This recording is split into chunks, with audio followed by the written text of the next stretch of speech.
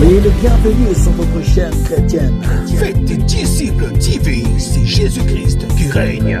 Une chaîne qui vous propose un large panel d'émissions gospel, telles que Jésus-Christ qui règne, Gospel École Adoration, sur la montagne des disciples, Une heure avec le Saint-Esprit. et l'école des disciples. Faites des disciples TV. Abonnez-vous massivement sur notre chaîne, qui est aussi votre chaîne. Faites des disciples TV. Partagez nos programmes, Témoignages. les enseignements, nos prières. Faites des disciples TV. N'hésitez pas à vous connecter. Une seule adresse, un seul lieu de rencontre. Faites des disciples TV. C'est Jésus-Christ qui règne. Bonjour frères et sœurs, en Christ Jésus. Je suis votre frère, le moindre de tous, des serviteurs inutiles, l'ouvrier de 11e ère, votre frère Hervé. Aujourd'hui, j'ai à cœur à nous partager un thème que le Seigneur m'a mis à cœur dans la chaîne Les Disciples TV. Le thème d'aujourd'hui, c'est l'Église, les premiers-nés de Dieu. Seigneur, nous te bénissons, Yahweh, nous te rendons grâce, toi le seul vrai Dieu. Père, toi qui fais sortir le pain sur la terre, nous voici encore, Seigneur mon Dieu, une fois de plus, pour t'entendre parler, Seigneur mon Dieu, à travers ton enseignement. Père, ouvre nos esprits et nos entendements, illumine les yeux de nos cœurs. Fais de sorte que toutes les personnes qui entendront ces messages, Seigneur mon Dieu, puissent se réjouir de ces messages. Ainsi, nous te laissons toute la place, Saint-Esprit de Dieu. Toi, le véritable enseignant, tu nous enseignes ta parole dans le nom du Seigneur Jésus-Christ. Amen. Nous allons prendre nos Bibles dans le livre de Psaume 127. La Bible dit ceci. Je lis la parole du Seigneur Jésus-Christ. Si l'Éternel ne bâtit la maison, ceux qui la bâtissent travaillent en vain. Si l'Éternel garde la ville, celui qui la garde veille en vain. Parole du Seigneur. Bien-aimés dans les Seigneurs, nous devons comprendre une chose. L'Église de Dieu est le premier-né. La naissance de l'Église a commencé à la croix, lors de la mort de notre Seigneur Jésus-Christ. Quand il a dit tout est accompli, dans tout est accompli, c'était la naissance de l'Église. Aujourd'hui, nous allons parler de deux choses que nous devons comprendre, la ville et la maison. Nous devons comprendre que l'Église a reçu la double portion, comme tous les premiers-nés reçoivent la double portion en Israël, selon la loi israélite, ce qui était donné comme instruction à Moïse, que tous les premiers-nés par rapport à ce que Dieu avait dit à Moïse. Donc tous les premiers-nés devaient appartenir à l'Éternel. La raison pour laquelle aujourd'hui nous avons fait notre thème, ce partage que le Seigneur m'a mis à cœur pour que nous puissions partager et comprendre ce que le Saint-Esprit veut nous parler. Donc nous allons d'abord comprendre la maison. Or cette maison, c'est la même maison que Dieu avait dit à David que c'est lui Dieu lui a donné le plan pour construire la maison. Mais la Bible nous fait voir, qui nous fait comprendre que la maison dont il s'agissait, c'était la maison de Dieu. Cette maison, c'était la maison que le Saint-Esprit nous fait de nous, l'habitation de Christ. Et aujourd'hui, nous allons comprendre quelle est cette maison que Dieu avait dit à David. Or, la maison aujourd'hui, c'est l'église que nous voyons, l'église corps du Christ, l'église locale. Et l'église corps du Christ est mélangée des Noirs, des Blancs, des Chinois, des Arabes. Nous sommes tous dans ces corps de Christ.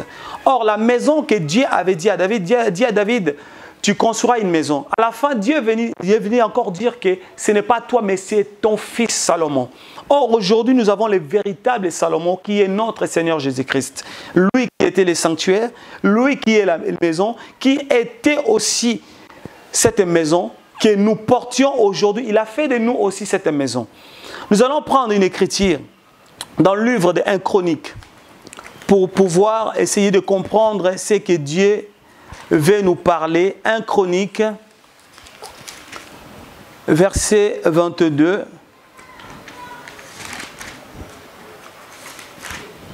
À partir du verset 9.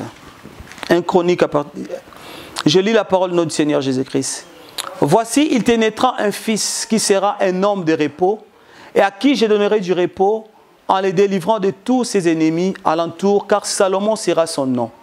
J'accorderai la paix et la tranquillité à Israël pendant sa vie. Ce sera lui qui bâtira une maison à mon nom. Il sera pour moi un fils, et je serai pour lui un père, et j'affermirai pour toujours son trône royal en Israël. Maintenant, mon fils, que l'Éternel soit avec toi, afin que tu aies du succès et que tu baptises la maison de l'Éternel, ton Dieu, comme il déclare à ton égard. » Ici, nous voyons encore David parle à Salomon que c'est lui qui va bâtir la maison. Et si nous regardons dans les Écritures, nous comprenons que le trône qui devait être affermi, c'est le trône de Jésus-Christ. Or, nous voyons que cette parole, elle est prophétique. Il ne s'agissait pas de Salomon, il s'agissait de Christ. C'est par là que nous comprenions le véritable Salomon, c'était Christ. Donc c'est lui qui a bâti cette maison que Dieu habite. C'est pour cela que Paul dit qu'en lui habite corporellement toute la plénitude de Dieu. Voilà qu'un chrétien véritable doit être fier d'être un enfant de Dieu. Quand on est un enfant de Dieu, on est l'habitation de Dieu et on est une maison. Nous devons comprendre qu'en nous, Christ habite en nous et nous sommes porteurs de lumière. Là, nous avons pris pour la maison. Nous avons essayé aussi de voir dans le livre de 1 Corinthiens, voir aussi ce que la Bible nous dit à travers l'apôtre Paul. Ce qui dit que nous sommes le temple du Saint-Esprit. L'apôtre Paul est en train d'avertir les chrétiens de Corinthe. Il était en train de leur dire que ne savez-vous pas que vous êtes le temple du Saint-Esprit. Il est important que nous puissions comprendre. Regardons ce que l'apôtre Paul dit dans le livre de 1 Corinthiens 3. L'apôtre Paul dit ceci. 1 Corinthiens 3, à partir du verset 19. Nous allons lire ceci. Car la sagesse de ce monde est une folie devant Dieu. Aussi, il est écrit, il prend des sages dans leur fourberie. Et encore, le Seigneur connaît les raisonnements des sages et qui sont vains. Personne donc ne mette la gloire dans les hommes, car tout est à vous. Donc le Seigneur est en train de parler aussi aux chrétiens que la sagesse du monde, Dieu est en train de confondre les gens. Beaucoup de gens aujourd'hui sont en train d'embellir la maison. Ils pensent que c'est ça l'habitation que Dieu peut y être. Mais Dieu est en train de confondre leur sagesse. Et l'apôtre Paul nous dit dans 1 Corinthiens 6, regardez ce qu'il dit encore par rapport même à ça. Nous devons encore comprendre d'abord dans 16, nous remontons un peu dans 1 Corinthiens 16, l'apôtre Paul dit, ne savez-vous pas que votre corps est le temple du Saint-Esprit? Mais dans 1 Corinthiens, toujours 6, l'apôtre Paul dit ceci, certes, ne savez-vous pas que celui qui s'attache à la prostituée est un seul corps avec elle? Car il dit, deviendront une seule chair. Donc les deux personnes, ils vont devenir une même chair. Donc quand tu écoutes la parole d'une personne qui n'est pas dans la maison ou qui n'est même pas cette maison, tu fais une alliance avec cette personne. Voilà pourquoi un chrétien véritable doit faire attention là où il va écouter la parole de Dieu. Quand tu vas dans une maison où la parole n'est pas annoncée selon les préceptes, selon la parole de Dieu, selon ce que Dieu avait prescrit à Moïse, ou selon ce que Dieu a donné aux apôtres, aux prophètes, là tu es totalement dans le faux. Raison pour laquelle le Seigneur a dit, je ne vous connais pas. Aujourd'hui, toi et moi, dans tout ce que nous avons fait, tout le parcours, et qu'un jour le Seigneur nous dise qu'il ne nous a jamais connus. Parce que beaucoup vont dire que ces jours, nous avons prophétisé à ton nom. Nous avons fait ceci à ton nom. Mais si ces jours-là, toi et moi, le Seigneur nous dit qu'il ne nous connaît pas, parce que nous n'avons pas été dans sa maison où lui, il est résidé. Là, nous avons vu un peu concernant la maison. Là, nous allons essayer de prendre aussi pour voir un peu qu'est-ce qu'est la ville. Nous allons prendre nos Bibles dans le livre de Matthieu. Matthieu 5, à partir du verset, nous allons prendre le verset 14.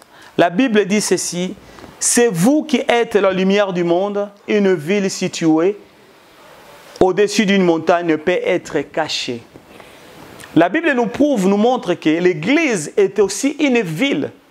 C'est ça, Psaume 127, il dit, « Si l'Éternel bâtit une maison, celui qui bâtit, bâtit en vain. Si l'Éternel garde une ville, celui qui garde, garde en vain. Nous voyons des choses. Nous voyons la ville et aussi la maison. Donc, ça veut dire quoi? C'est l'Éternel garde. C'est l'Éternel qui protège. C'est l'Éternel qui garde aussi la maison et la ville. Or, un chrétien véritable et le temple est aussi une lumière. Or, la lumière, nous le voyons, la lumière où nous le voyons dans la ville. Donc, ça veut dire que quand tu es là, tu es une maison, tu es aussi une ville. Donc, dans tout cela, c'est l'Éternel qui bâtit et l'Éternel qui garde. Nous devons vraiment être fiers d'appartenir à l'Éternel. Parce que c'est notre Dieu, c'est lui le bâtisseur, c'est lui le fondateur, c'est lui l'architecte par excellence. Donc, nous devons comprendre cela, qu'aucun pasteur peut bâtir une église. Dieu qui a déjà bâti. Il a dit quoi? Dans Matthieu 16, verset 18 à Pierre. Sur cette pierre, je bâtirai. Donc toi, tu es simplement l'accomplissement de la parole que Dieu a déjà prononcée depuis les temps anciens. Avant que tu viennes au monde, a dit à Jérémie, je te connaissais.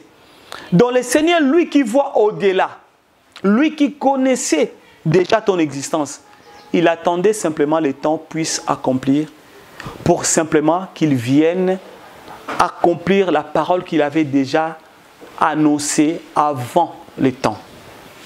Voilà, il a dit que sur cette pierre, je bâtirai mon église.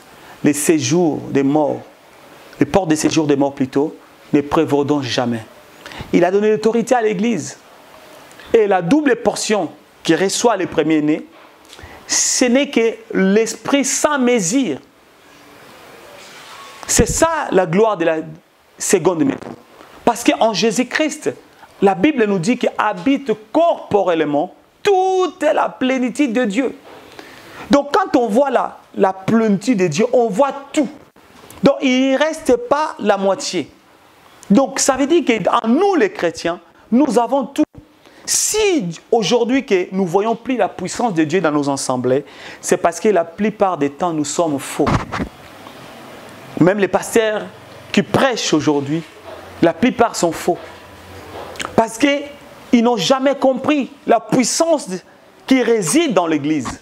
Parce que Jésus-Christ étant la tête et le corps de l'Église, c'est lui-même, Christ qui est la tête et nous sommes son corps. Donc dans ce corps habite toute la plénitude de Dieu. La maladie ne peut pas nous atteindre si nous sommes conformes à la parole. Parce que Jacques dit que, dans Jacques 1, verset 17, il dit que nous avons été engendrés par la parole de la vérité. Or, la parole de la vérité, c'est lui-même Christ. En lui, il y a la vérité. Mais regardons comment nous marchons. Nous marchons dans la fausseté. On trouve les pasteurs escrocs, les frères escrocs, qui sont tous dans l'église de Christ. Comment l'ennemi ne peut pas introduire dans ce corps qui est aussi un jardin? Donc, ce que Dieu avait détruit dans le jardin d'Éden, quand il y a eu Satan qui avait infiltré pour séduire Ève, c'est ce qui nous arrive aujourd'hui. Nous avons laissé la porte ouverte. Voilà pourquoi Satan est rentré. Or, Paul nous dit de nous revêtir de tous les armes qui donnent l'évangile de paix.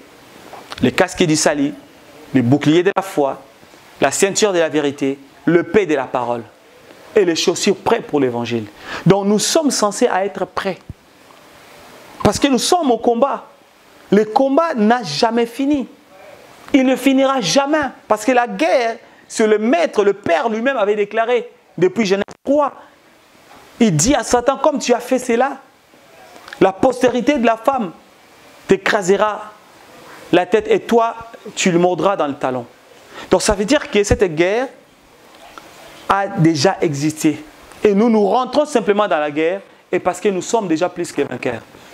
Parce que le Maître a tout accompli. Donc nous devons comprendre, bien-aimés, que nous sommes ses enfants. Il ne nous laissera pas. Lui, le commandant suprême, il est au-dessus. Le général par excellence, c'est Jésus-Christ de Nazareth.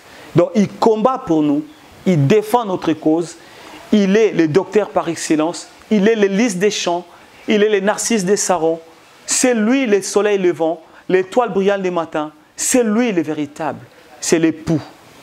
Voilà pourquoi chaque jour, nous devons être fiers et laver aussi nos robes tout le temps.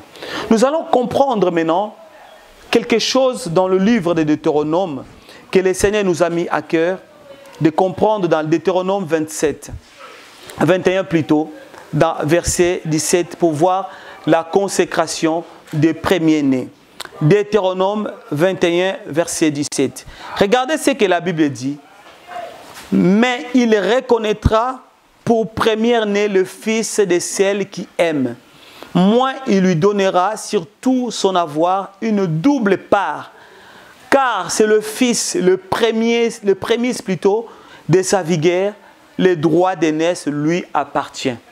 La Bible nous dit ici que le premier-né, c'est le fils de sa vigueur. Or, Christ est l'amour personnifié de Dieu. La Bible l'appelle aussi l'empreinte de Dieu. Comme il est l'empreinte de Dieu, ça veut dire qu'il est le corps. Donc quand on voit Christ, on voit le Père lui-même. C'est ça Jean 14, verset 20. La Bible nous dit que en ce jour, vous saurez que je suis en mon Père et vous en moi. Donc ça veut dire que l'Église est cachée en Jésus-Christ. L'Église est cachée dans les lieux célestes. Voilà pourquoi Paul nous dira dans le livre d'Éphésiens 1, il dit que béni soit Dieu et Père de notre Seigneur Jésus-Christ qui nous a bénis de toutes sortes de bénédictions dans les lieux célestes. Donc notre position est dans les lieux célestes. Si nous sommes vrais, si nous ne laissons pas l'ennemi puisse rentrer, nous sommes positionnés dans les lieux célestes. C'est ça aussi Matthieu 5, verset 14 qui dit vous êtes une lumière située au-dessus d'une ville, plutôt située au-dessus d'une montagne, une lumière dans la montagne. Donc comme nous sommes dans la montagne, c'est ça le royaume. C'est pour cela le maître, quand il est venu sur la terre, il a dit cherchez premièrement le royaume et sa justice. Donc quand on cherche le royaume, ça veut dire que nous désirons la position que nous avons, nous étions, la position qu'on avait avant en fait. Donc un enfant de Dieu, avant qu'il vienne au monde, il était déjà au ciel. Il a été connu de Dieu avant qu'il soit introduit dans le monde. Voilà pourquoi nous ne devons pas nous craindre, nous ne devons pas avoir peur, nous ne devons pas avoir la tristesse en nous au sujet de lendemain, au sujet de ce que nous allons vêtir, au sujet d'un travail, au sujet d'un mariage. La seule chose que nous devons toujours être joyeux. Ce n'est pas moi qui l'ai dit, bien-aimé, mais c'est le Seigneur. Jésus-Christ, introduit dans le monde, il était venu accomplir la volonté du Père. Mais il y a eu un moment, Christ a douté de sa mission. Il y a eu un moment, Christ a eu peur. Dans Gethsemane, il était fatigué. Il a dit, Père, si possible, de m'éloigner de moi de cette coupe. Jésus-Christ a eu aussi peur. Comme nous, il nous arrive des moments d'angoisse. Il nous arrive des moments de doute, des moments où nous sommes partis, nous ne savons plus quoi faire. Parce que l'ennemi nous tente de diverses manières. Ça peut être dans des raisonnements. Je ne sais pas, toi qui vas me suivre, toi qui me suis aussi en ces moments, je ne sais pas dans quoi tu es. Peut-être ils arrivent dans ta vie, tu passes des moments de désert, des moments de doute, tu ne sais plus. Ça peut être dans le mariage, ça peut être dans ton couple, ça peut être ton enfant, un mari qui devient rebelle, ou un mari qui est tombé amoureux d'une autre femme, ou une femme qui ne veut plus de mariage. Nous ne savons pas en quoi tu es, bien-aimé. Mais laisse-moi te dire, notre Maître Christ, ce n'est pas pour rien qu'il avait revêtu les corps. C'était pour compatir avec toi, pour qu'il comprenne la faiblesse qui résidait dans ses corps. Voilà pourquoi tu devais tout le temps prier. Mais je te porte aujourd'hui un message d'espoir, que tu es l'enfant de la vigueur de notre Seigneur. Tu es le premier-né. Donc tu as reçu le double portion. Parce que tu es le premier-né de Dieu. L'enfant de la vigueur. Tu as en toi la puissance sans mesure. L'ennemi sera toujours là pour te tenter. Il va toujours continuer à te tenter. C'est à toi de prendre le dessus. C'est à toi de relever le défi. C'est à toi de s'élever parce que tu as reçu la puissance. Tu as reçu l'autorité. Il a dit lui-même, sur cette pierre, je bâtirai mon église. Les séjours des morts ne prévaudront jamais. Quand il dit jamais, ça veut dire qu'il s'est exclu. Donc en toi, tu as la puissance, tu as l'autorité. Cette autorité, tu l'as reçue. Il a donné la clé en toi qui est l'Église. Parce que tu es le temple de Dieu. Ne permets jamais un pasteur qui vienne te dire que tu es maudit. Et tu es fini. Ou quelqu'un qui vient te dire que toi c'est fini, bien-aimé. Relève la tête. David a dit, je lève les yeux vers les montagnes d'où viennent les secours. Les secours ne viennent pas des hommes. Les secours viennent de Dieu. Voilà pourquoi Paul, lui, qui était un vrai soldat, un vrai enfant de Dieu, dans Philippiens 3, Paul dit, des choses qui étaient pour moi des gains, je les regarde comme de la boue. À cause de l'excellence de l'amour de Jésus, j'ai renoncé à tout. Voilà un soldat véritable qui est dans la guerre, qui combat, qui ne regarde plus en arrière. Donc ce qui est passé est passé. Aujourd'hui, tu connais ta position. Tu es le premier-né de Dieu. Tu as reçu cette lumière. Voilà pourquoi nous allons prendre une écriture dans le livre des Colossiens pour finir. Pour comprendre notre position de premier-né que Christ nous a donnée dans le livre des Colossiens 1. Il est vraiment important, bien-aimé, de comprendre notre position. Quand on connaît la position, notre façon de prier aussi change, bien-aimé. La façon de prier ne change pas. Ça veut dire que nous n'avons jamais compris et nous n'avons jamais reçu l'amour de notre Seigneur Jésus-Christ.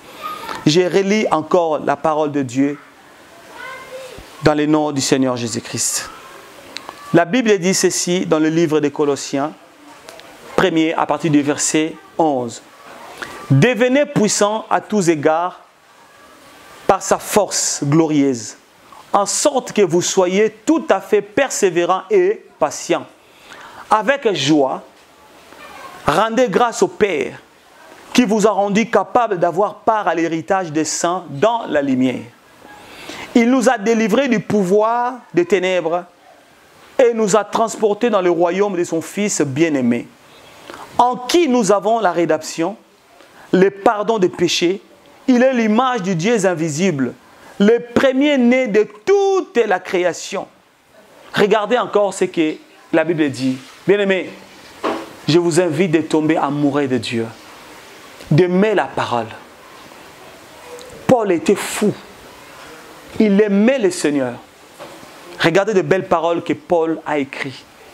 Voilà la raison pour laquelle David, dans sa gloire, il ne pouvait pas se taire. David il disait, les paroles pleines de charme bouillonnent dans mon cœur. Je dis, mon œuvre est pour le roi. Quand on aime le Seigneur, on est fou et amoureux de ce Dieu. L'une des raisons que, bien aimé, Paul finit, il dit dans Colossiens toujours 1, verset 16, il dit, car en lui, en qui? En Jésus-Christ, a été créé dans le ciel et sur la terre, ce qui est visible et invisible, les trônes, les souverainetés, les principautés, le pouvoir, tout a été créé par lui et pour lui. Ça veut dire qu'étant un enfant de Dieu, tu as été créé pour lui et tu dois aussi vivre pour lui. Donc ça veut dire que ta manière de t'habiller doit refléter Christ. Ta manière d'être, ta manière de prêcher doit être conforme à la parole.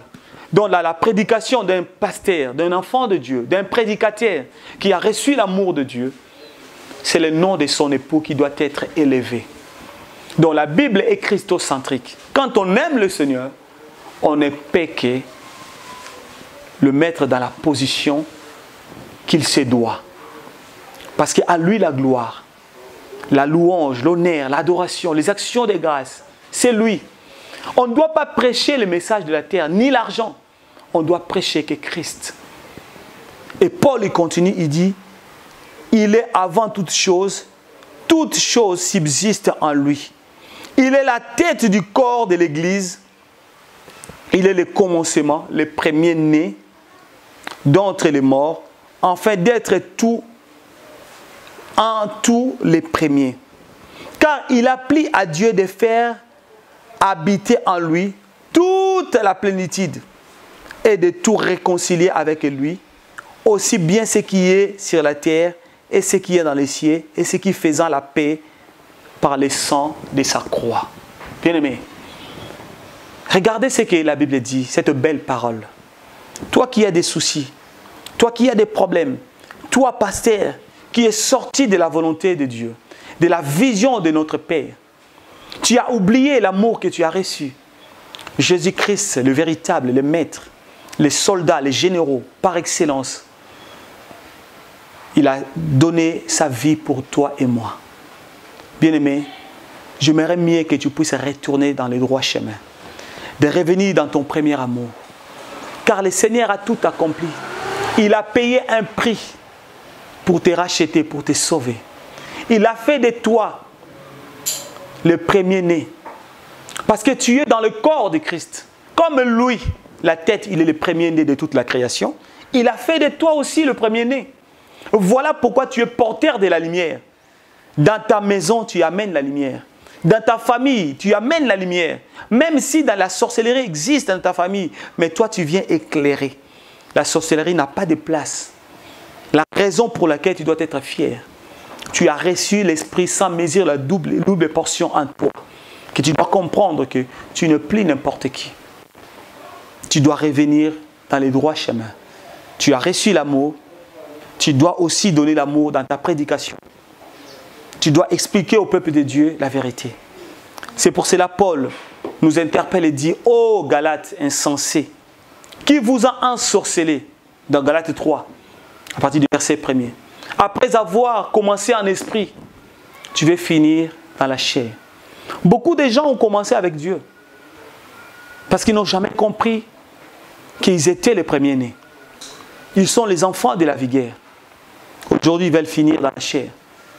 Voilà pourquoi aujourd'hui, l'église locale a perdu sa puissance. Parce qu'ils ont mis le Saint-Esprit de côté. Ils ont fait rentrer la franc-maçonnerie, Rose-Croix, Illuminati, toutes sortes de dieux inconnus qu'ils ont ramenés à l'église. Ils sont devenus des prostituées.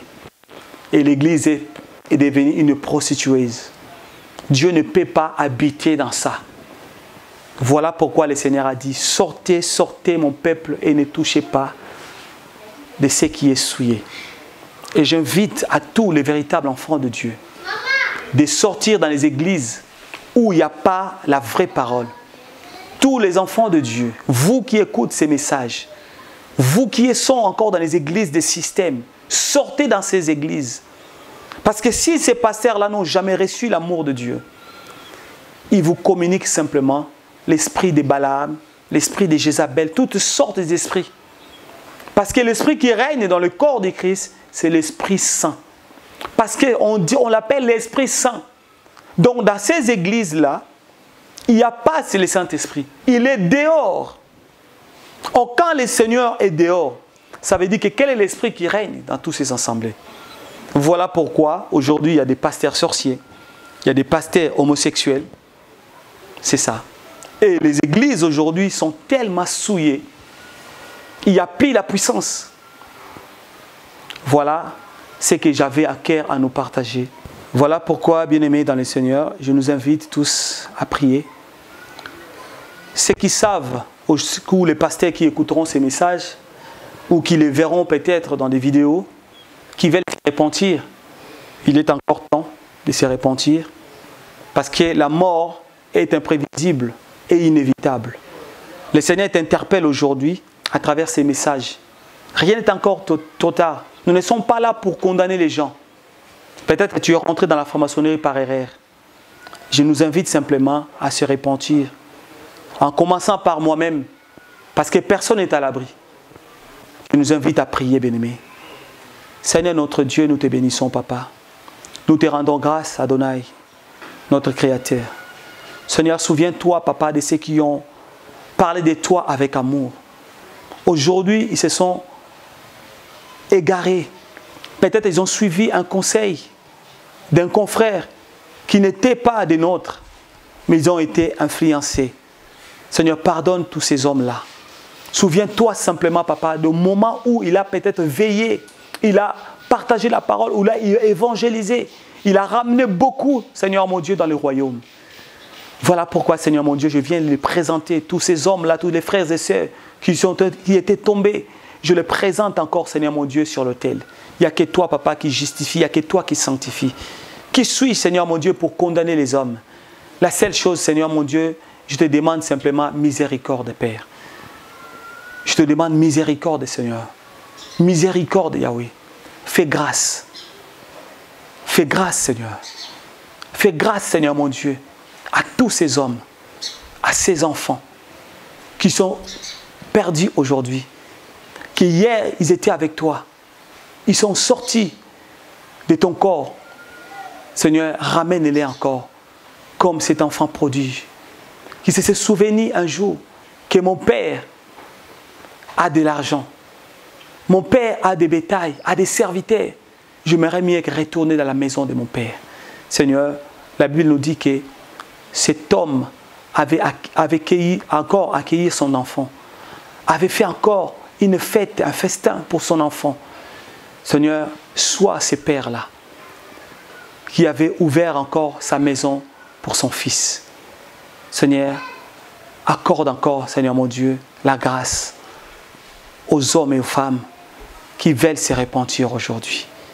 Dans le nom du Seigneur Jésus-Christ, et si nous te prions, nous disons gloire et louange à toi, Seigneur Jésus-Christ. Amen. Que la télé, c'est de l'argent, faute de temps. Bien-aimés, je nous invite simplement à aimer le Seigneur. C'est votre frère, humble serviteur, le frère Hervé, qui est venu pour vous partager ces messages. Que le Seigneur vous bénisse. À très prochainement. Je vous salue tous au nom du Seigneur Jésus-Christ. Soyez tous bénis.